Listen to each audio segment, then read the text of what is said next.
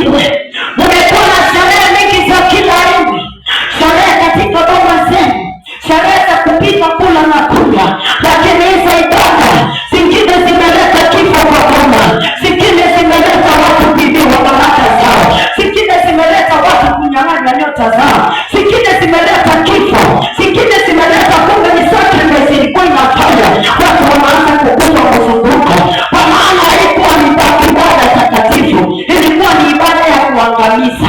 Siku ya leo mwambie Baba, fanya ibada nani? Fanya ibada nani? Kwa nini alichokuwa kwenda kufanya ibada na mtu yote na hata kutuliza kwa na wale wanafunzi? Soma.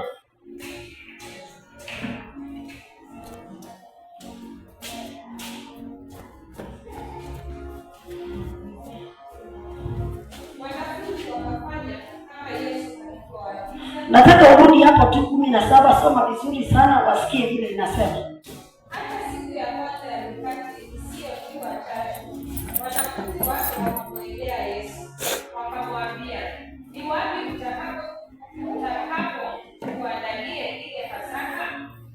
Akasema, enendeni mjini kwa mtu fulani, mkamwambie, mwalimu asema, majira yangu ni karibu, kwako nitafanya Pasaka pamoja na wanafunzi.